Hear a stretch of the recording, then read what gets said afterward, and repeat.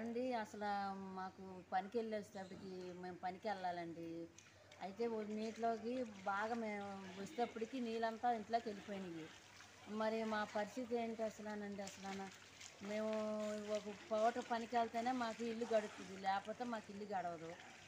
అన్నీ మునిగిపోయినాయి, అన్నీ మొత్తం ఇదైపోయినాయి. ఇప్పుడు ఇంట్లోనే కూర్చున్నాను. ఇవాళ పండగ కూడానా మాకు పెట్టి వాళ్ళు ఏమీ లేరు. పిల్లలు చూస్తే పెళ్ళిళ్ళు చేసుకుని ఎక్కడ వాళ్ళు అక్కడ వెళ్ళిపోయారు. మరి మాకు కనీసం ఒక పాలు ప్యాకెట్ ఇచ్చి దాతా కూడా లేరు మాకు. మా పరిస్థితి చాలా ఇది కింద ఉన్నది. మరి మేము పనికి వెళ్తేనే మొగుడు పిల్లలు మేము తినే పరిస్థితి మాది. మా ఆయనకి కళ్ళు కనబడు చెవులు వినబడవు. అతనికి ఇంట్లోనే నేను పోషించాలి. మీరు దాతలు ఎవరైనా ఉంటే మాకు ఏదైనా సప్లై చేయండి. మా పరిస్థితి చాలా ఇది కింద ఉన్నది.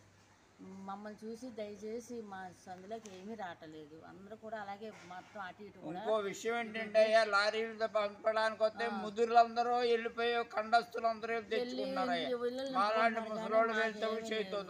నేను పని చేసుకుంటున్నాను కానీ మాకు డొక్కాడదు. మా పని లేకపోతే మాకు ఇంట్లో కనీసం మాకు టీ పెట్టి దాత పెట్టుకుంటా కూడా మాకు ఏమి లేవు, అన్నీ మునిగిపోయినాయి.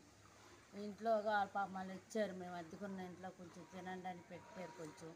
అయినా వాళ్ళని ఏమి అడుగుతాం, మీరు పెద్దవాళ్ళు కాబట్టి మీరు మాకు ఏదైనా సప్లై చేస్తే మేము ఏదైనా తింటాకి ఆస్కారం చేస్తాము. మా పట్టు నింపుతారు. మీరు ఇల్లంతా మునిగిపోయి నీళ్ళు శుభ్రంగా మునిగిపోయింది. అసలు బీరు వాళ్ళ బట్టలు ఏంటి అసలు ఏమీ లేవు. ఇంట్లోకి నీరు వచ్చింది, ఇంట్లోకి నీళ్ళు వచ్చేసినాయి. నడివంత లోతు అయినా సరే మేము అలాగే కూర్చున్నాం మెట్ల కాడ.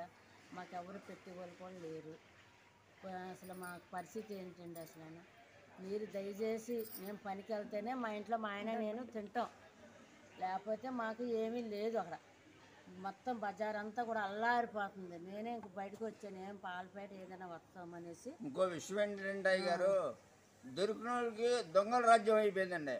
దొరికిన వాళ్ళు దొరికినట్టు తీసుకుంటున్నారు. అయ్యా మాలాంటి ముసలోళ్ళకి మొడగోళ్ళకి చెవులు ముక్కు కళ్ళు కనబడవు చూడండి, వాళ్ళు పక్కా తోతున్నారు. వాళ్ళే ముందు వెళ్ళారు, పక్కా తోతున్నారు. నేను నెట్టుకుంటుంటే వాళ్ళు పక్క నెట్టేస్తున్నారు. దెబ్బమని పడిపోయాను, తలకు కూడా దెబ్బ తగిలింది నాకు. ఎందుకంటే చాలా బాధపడుతున్నాను నేను.